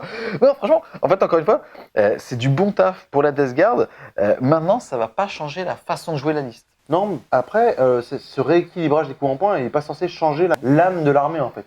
On n'est pas censé dire, bah voilà, le Marines, en fait, on va vous mettre le scout à 2 points pour que vous jouiez full scout. C'est pas ça. Le but du jeu, c'est de rééquilibrer la gamme au sein de l'armée et dire, bah voilà, vous pouvez jouer un peu de tout. Plus ça. On notera quand même, pour le coup, ce qu'on n'a pas dit pour la partie démoniaque, même s'ils sont impactés, c'est l'augmentation, par exemple, des plaques drones, qui passent de 34 à 40 points. Là, on est quand même sur un nerf. Et on l'a pas dit tout à l'heure pour les démons, c'est l'augmentation en coup en points de certains petits persos qui impactent, on va dire, un grand nombre de figurines pour éviter justement l'aspect masse dont tu parlais tout à l'heure. On enchaîne ensuite avec la Death Watch, les chasseurs de Xenoth. Comme pour l'ensemble, c'est pas mal de nerfs. Ça rejoint ce que je dis pour la Death Guard, c'est-à-dire que tous les personnages primaris indépendants baissent en points, parce que de toute façon, ils n'étaient pas joués. Hein. Tu allais systématiquement, tu mets un capitaine, tu le prenais pas en armure thermique, tu le prenais avec un backpack. Et bien là, tout a été diminué. On notera quand même que pour l'ensemble des primaris, on va avoir une chute en points de l'intercessor. Il passe de 18 à 17 points. Et ici, en tout cas de façon structurelle pour la Death Watch, c'est la colonne vertébrale du codex, donc les vétérans, qui passent de 16 à 14 points en slip. Donc, ils vont avoir de toute façon à payer leur arme en 1 et 2 points. Le fait est qu'il y ait des armes qui passent gratuites aussi sur ce codex-là. Notamment le pistolet bolter. Pistolet bolter, il passe de 1 à 0 points. Et on a envie d'en foutre partout parce que là, ils peuvent blesser à 2+, ils peuvent avoir PA -2, -3, -4, -10. Franchement, c'est super sympa. Alors, c'est assez intéressant puisque on était sur une armée où quand on ouvrait le codex, on trouvait ça sympa. Mais dès qu'on faisait nos listes, eh ben, on était frustré parce qu'à chaque fois, on se disait sur 2000 points, mais j'arrive à 2000, il me manque une unité. Il me manque soit une unité anti-char, soit une unité anti-masse, et ainsi de suite. Et bien là, avec justement, on se rend compte que tous les petits nerfs bout à bout bah, font que cette unité va pouvoir rentrer. Et ça, c'est très positif. On a une tentative des Game Workshop de sauver le Corvus. Corvus, sur lequel je me plains à chaque fois que je croise quelqu'un dans la rue, même ma boulangère, ça sera 2 baguettes et un Corvus. Puisque là, il perd quasiment 15 points. Est-ce que ça sera jouable? À voir, encore une fois. Ça dépendra plutôt de ce qu'on va être capable de rajouter dans la liste. Ouais. Enfin, le Corvus, tant qu'il n'aura pas l'esprit de la machine. Ouais. Ensuite, on va volontairement sauter le culte de Jenny Stealer parce que son codex arrivera avant la Saint-Valentin, mon tatas. Voilà, même si pourtant il a une formation. On va plutôt s'attarder au Chevalier Gris. Petite déception entre guillemets, c'était le message qu'avait mis Warhammer Community pour nous dire « Attendez, joueurs Chevalier Gris, vous allez être heureux, nous avons modifié vos points. » Waouh. Et c'est vrai, mais malheureusement, c'est une excellente tentative, mais est-ce que ça va réellement suffire? Le problème vient plutôt du style de jeu ou du profil intrinsèque du Chevalier Gris. On va donner quand même quelques exemples. On a le Chaplain qui passe de 144 à 105 points, qui était beaucoup trop cher. Tous les QG étaient beaucoup trop chers. On a Castellan Crow qui passe de 125 à 80. Tout à l'heure, tu as cité Kaldor Drago qui passe de 240 à 180 points. Même au sein des unités, on a le Grand Maître en armure Némésis qui passe de 190 à 170, sans compter ses armes qui vont changer. Puisque avant, il était à 295 points, on va dire bien équipé. Là, il va être aux alentours entre 220 et 245 points. Full stuff. On a, excuse-moi, des unités qui étaient complètement déconnantes, genre les purificateurs qui sont passés de 26 à 19, le gars de base qui est passé de 21 à 19, en rééquipement bien évidemment. Et voilà, on a quand même pas mal de figurines qui sont nerfs comme ça en termes de points, mais est-ce que ça va suffire? J'aurais voulu parce que j'aime beaucoup les GK, mais honnêtement, je pense pas. Après, je peux me tromper. Déjà parce que effectivement, structurellement, l'armée a des problèmes. Elle coûte quand même très cher. Ils sont pas spécialisés, ils sont un petit peu bons à tout mais bons à rien. Le smite, au final, tout ce que ça va faire, c'est déblayer les unités qu'on a envie soit de charger, soit sur lesquelles on veut tirer en tir rapide. On peut plus faire PT1. On se retrouve à jouer dans des rhinos. Enfin bon, c'est pas ouf. Et il y a un autre truc aussi, c'est que mine de rien, on va peut-être voir plus de princes démons sur la table. Et en fait, le démon, je sais pas si vous vous souvenez, mais il a un stratagème pour faire revenir n'importe quelle unité qui a été tuée par un chevalier gris. Donc en fait, les mecs, ils peuvent faire revenir son prince démon à l'infini. On peut pas gagner. On peut pas gagner, les mecs. Encore une fois, pour moi, ça va pas tellement changer. À la limite, est-ce que le coup en point global va te permettre d'avoir une unité de plus par exemple d'Interceptor que tu pourras faire jump tour 1 pour avoir un semblant d'Alpha Strike? Est-ce que ça va être le retour des Rhino Rush pour protéger CGK? À voir. À voir. Ensuite, on va très rapidement survoler deux factions. La première, c'est les Arlequins. Les Arlequins qui ont été énormément nerfés justement suite à la Big Fac. Là, il y a un petit up puisque le pistolet à fusion passe de 9 à 7 points. Bah, ça veut quand même dire qu'on va en voir beaucoup plus. Sans m'avancer, un tiers plus. 0 plus un tiers, 0. Ensuite, c'est les équipements des Imperial Knights. Ces changements de points au niveau des IK sont plus inhérents, on va dire, aux différentes armes de la Star Test, puisque le fuseur passe de 17 à 14, lance-flamme lourd de 17 à 14 aussi, la mitrailleuse de 2 à 4 et le multilaser de 10 à 5. Mais encore une fois, c'est plus un changement global. Modulo, l'autocanon Icarus jumelé, puisque c'est son arme de coque, qui elle passe de 30 à 20. Il n'y a pas vraiment de changement au sein de ce codex-là. En fait, c'est assez surprenant. C'était un des codex où tout le monde s'attendait, notamment le Dominus, à ce qu'il prenne une grosse baffe dans la gueule. Moi, j'avais vu des rumeurs, il va passer à 700 points, ah, mon Dieu, il sera injouable. En fait, il prend pas un point, le truc. Même plutôt, il baisse. Franchement, alors, on n'a rien compris. Mais moi, je trouve ça vraiment surprenant parce que pour moi, le Imperial Knight, le Dominus, c'est une des meilleures figurines en termes de rapport qualité-prix aujourd'hui du jeu. Et c'est vraiment surprenant qu'ils prennent pas un nerf. D'accord, il a pris un petit nerf sur le coup en CP, mais le fait est que quand il est en 3 plus 1 vue et qu'il te rase la moitié de ton armée par tour, en 2 tours, t'as perdu. Même si t'as choisi ton bord de table. Même si t'as choisi ton bord de table. Ou alors, faut vraiment bien être planqué parce qu'en plus, il est grand le bout. On enchaîne ensuite avec nos amis de métal. Je dis ça parce que c'est comme ça que j'avais introduit les Nécrons sur le dernier chapter approve, où pour les Nécrons, ça fait plaisir. On est sur un codex qui manque pas de cœur, mais qui manque un peu de couilles. Et là, pour le coup, une énorme partie des unités ont été nerfs. Par exemple, la barge d'élimination, elle passe de 133 à 100 points. Enfin, c'est quasiment un tiers de points en moins. Même les Canoptech Rest, qui n'étaient pas déconnants, passent de 55 à 48. On a la barge de commandement qui passe de 138 à 124. On a le Doomsight qui passe de 205 à 150 points. C'est quand même pas rien. La Doomsday Arc, qui est l'équivalent d'un Predator, elle passe de 193 à 160 points. Ça fait 160 points le Predator. C'est quand même vraiment du bon. On a, même sur les 7 ânes, il n'y avait que le Deceiver quasiment qui était joué pour le redéploiement. Là, on voit que le Nightbringer perd quasiment 30 points. Qu'est-ce que tu as vu, toi, chez les Nécrons? Est-ce que tu penses que le codex va revenir? Est-ce qu'on va voir quasiment plus d'unités? Qu'est-ce que tu as vu là-dedans? Il est mal foutu parce que votre adversaire peut tout simplement choisir de focus une unité et de la détruire, vraiment de la réduire à néant pour empêcher le buyback. En fait, ce fameux 5+, je relève des figurines. Déjà, ça, c'est mal foutu. Et le deuxième truc, c'est qu'ils ont quand même pas mal d'armes à Tesla. Les armes à Tesla, c'est sur du 6 pour toucher. On fait 2 touches supplémentaires. Le problème, c'est qu'on a quand même beaucoup d'armées qui mettent -1 pour toucher.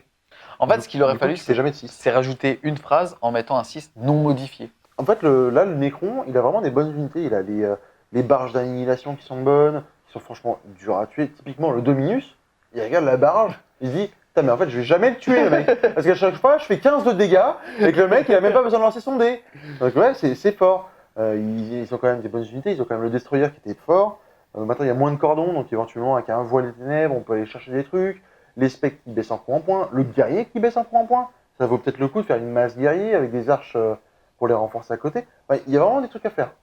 On notera quand même, excuse-moi, que le Tesseract Volt, lui, a pris énormément, puisqu'il était à 496 en slip, il est monté à 566. C'est de loin, dans le codex, le plus gros up en points d'une figurine. En fait, le Tesseract, c'est vraiment la seule unité de Nécron qui était jouée à haut niveau. Par 3. Par 3, voilà. Donc c'était 3 Tesseract, le Deceiver et le Scarab. Grosse armée. Alors, personnellement, je trouve que le up, enfin ce nerf indirect, donc ce up de coup en point, est complètement justifié, puisque dans un écosystème non bourrin, c'était quasiment pas tombable. En fait, quand tu faisais les stats, il fallait genre 30 tirs de canon laser pour le coucher, ce qui n'était pas jouable sur 7 tours de jeu.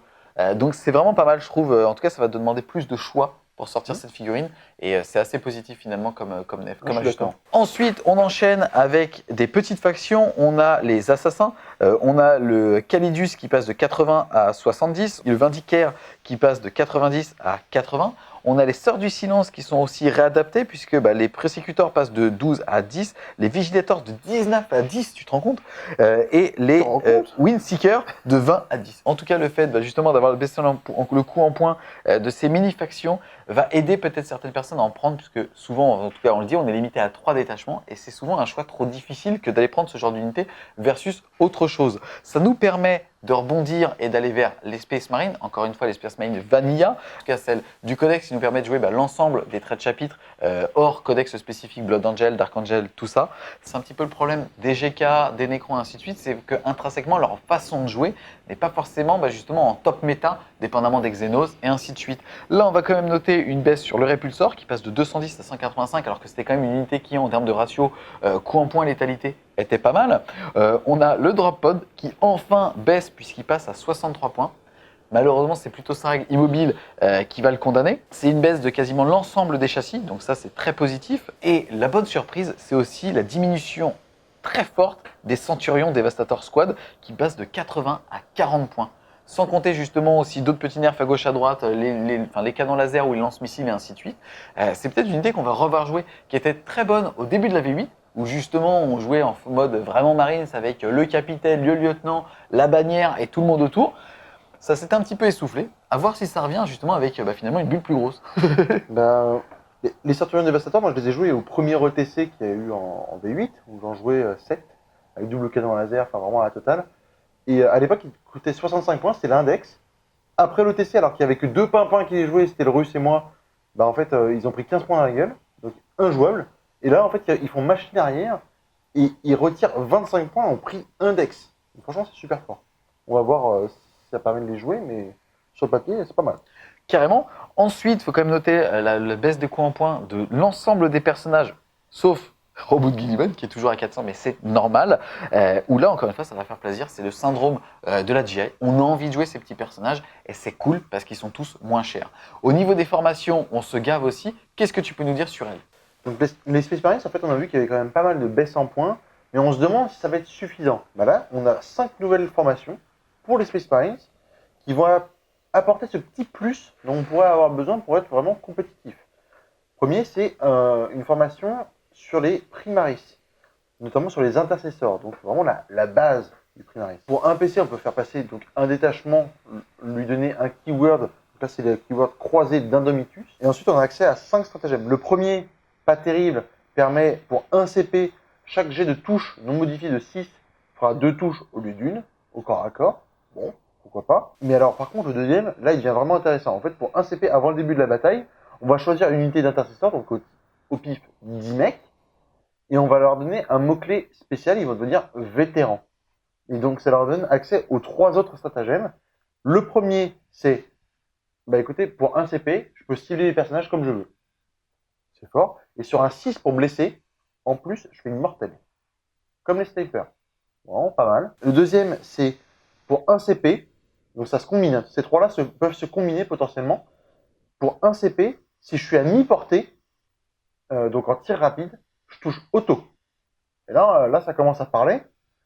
Et le dernier, c'est pour un CP, tous les fusils bolteurs passent de tir rapide 1 à tir rapide 2.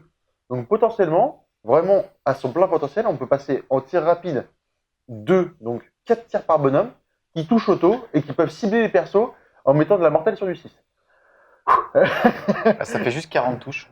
Ouais, ouais.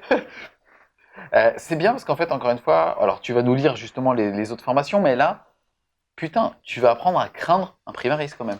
Ah là, le Primaris, typiquement, les squads, elle arrive... C'est 4 PC. C'est 4 5 PC, excuse-moi. Ouais, mais c'est des PC, mais bon, les intercesseurs, c'est des troupes, donc ça permet de faire des bataillons. Et là, ça veut dire qu'on tombe sur un perso, typiquement, je sais pas, un Abaddon.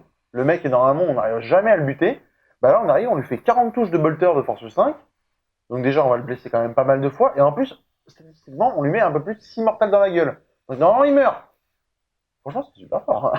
Non, alors, c'est qu'on va apprendre peut-être à recraindre justement les listes full Primaris. Il faut quand même noter que ça s'applique au mot-clé Space Marine.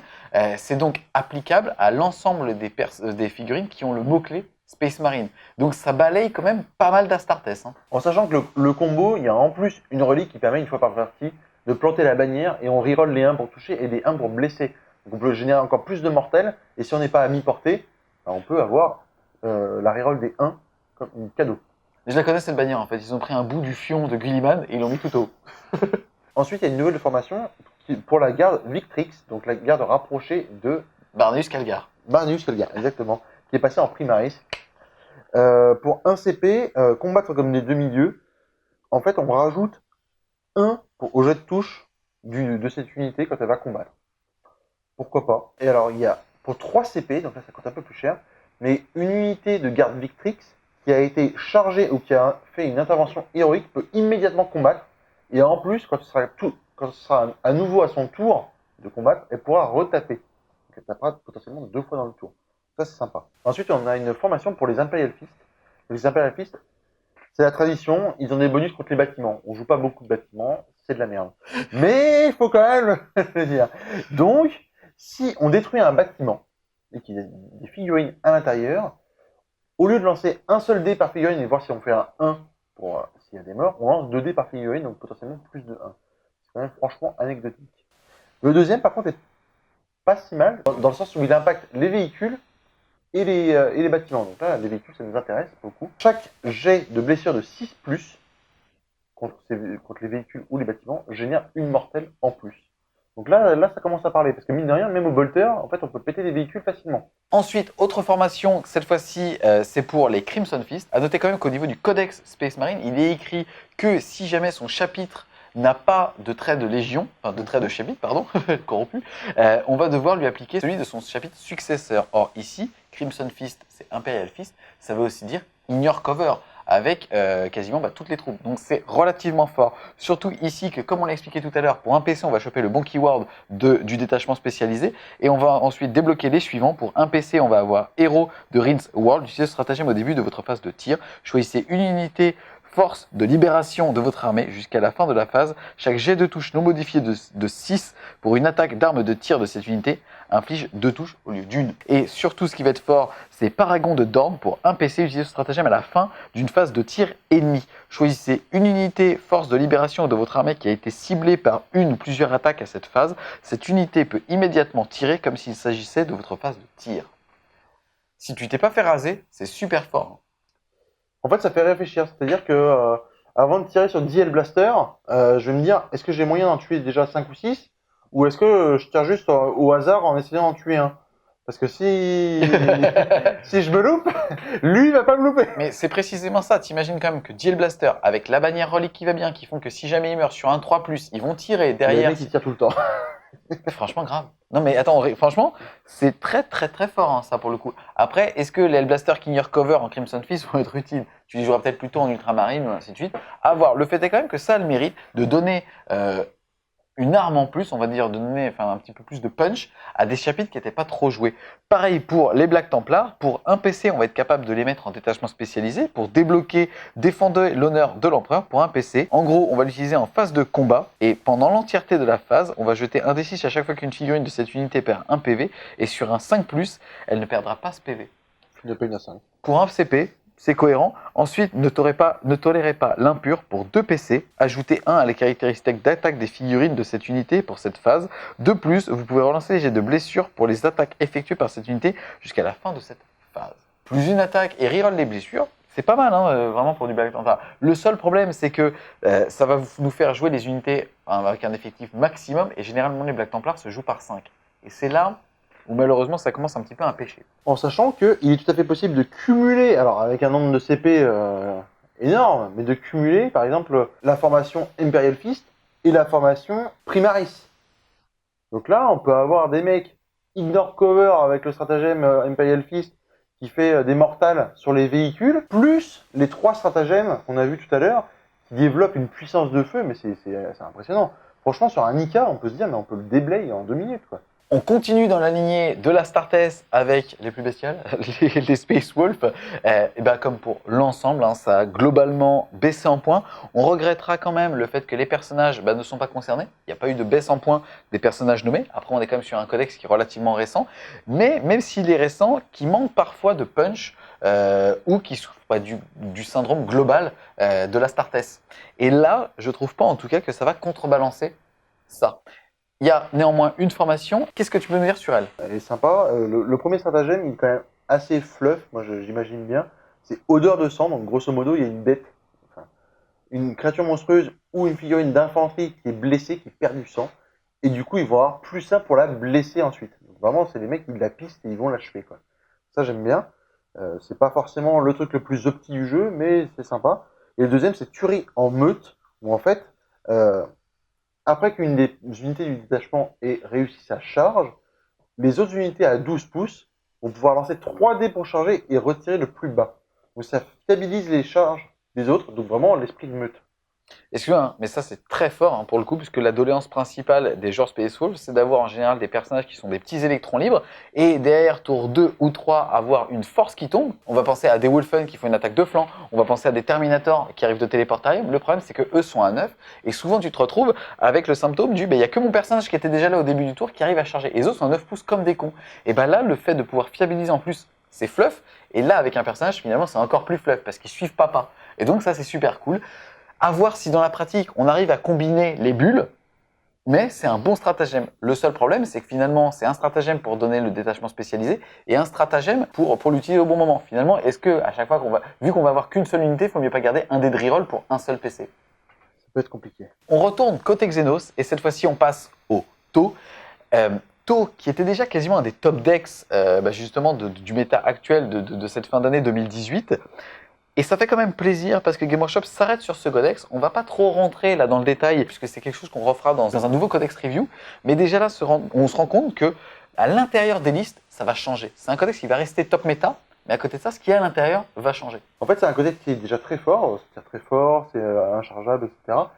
Et plutôt que de nerfer la Reptide ou les commandeurs qu'on voit beaucoup, ils ont choisi de mettre à niveau les autres unités, donc les Broadside, qui étaient quand même déjà très forts, mais aussi le Devilfish, la Ghost Kill, enfin, vraiment toutes ces unités-là qui sont un petit peu charismatiques quand même, et qui permettent de les voir sur la table de jeu, donc c'est plutôt sympa. Du coup, on retourne côté KO avec le Thousand Suns cette fois-ci. Thousand Suns qui, dans l'ensemble, prend des baisses de coups en points, encore une fois, sauf le cultiste qui lui doit passer de 4 à 5 points. Bien sûr, c'est répercuté ici. Pas de changement de coups en points sur des Magnus, des Harryman, des persos vraiment charismatiques qui aujourd'hui sont déjà suffisamment forts et en tout cas présents sur les tables. Mais par exemple, les Scarab Occult Terminators, eux, ils vont baisser en points. Les Rubric Marines, ils vont baisser en points. La Mutalite Vortex Beast, elle va baisser en points. Donc ça va permettre peut-être de les voir sur le champ de bataille et d'avoir autre chose que du cultiste allié avec quelques petits persos Thousand Suns. On va peut-être voir vraiment les unités charismatiques de ce codex-là. Mais c'est un choix global, hein, en tout cas, qui est clairement ressenti au niveau de ce chapter approve. C'est que toutes les figurines, genre Mauler Friend, tous les Defilers, ce genre de choses, ont vraiment vu leur coût en points énormément baisser. Ça ne sera pas forcément les unités les plus fortes du codex, mais encore une fois, on n'aura pas l'air d'un coup quand on les joue. Et elles feront toujours le taf pour leur coût en points, et ça, c'est très positif. Ouais, je suis d'accord. On enchaîne avec le Tyrannide, donc vraiment le Xenos par excellence.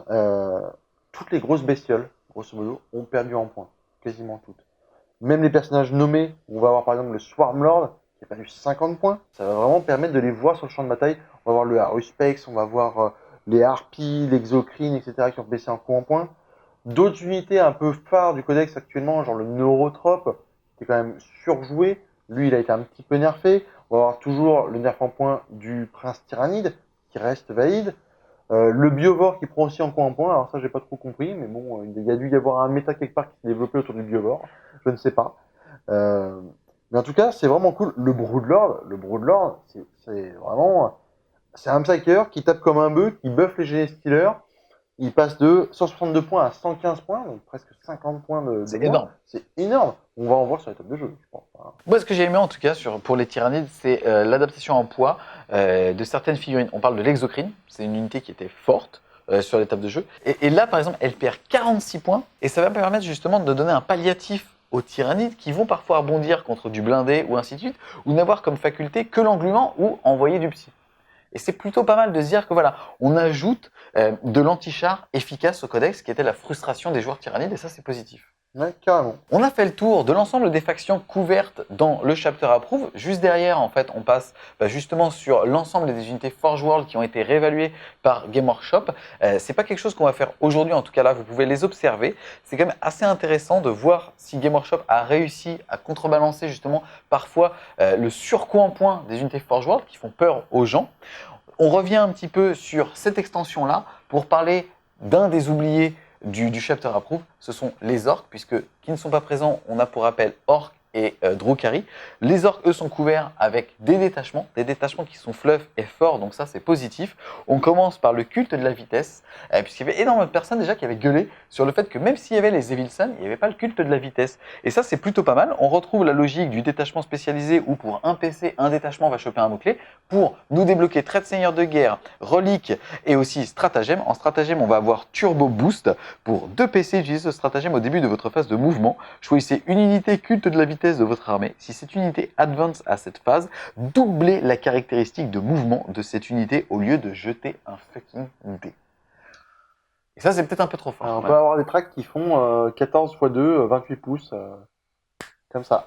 Et qui peuvent charger derrière. La seule restriction, c'est qu'ils doivent avoir le mot-clé Speed Freaks, mais de toute façon, tout ce qui va vite est Speed Freak. Et ensuite, le deuxième stratagème, ça va être charger à travers eux. Pour 2 PC, utilisez ce stratagème avant qu'une unité culte de la vitesse de votre armée effectue un mouvement de consolidation. Cette unité peut consolider de 2d6 au lieu de 3 pouces.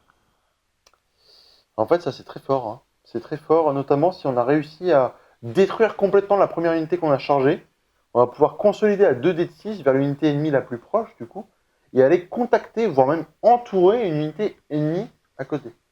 C'est pas mal, hein. C'est super, super fort. Hein. Ça peut être, comme tu l'as dit, pour justement se prémunir de tirs sur du prochain tour, ou alors tout simplement, si on s'est bien placé, se rapprocher de l'unité en se mettant à couvert aussi.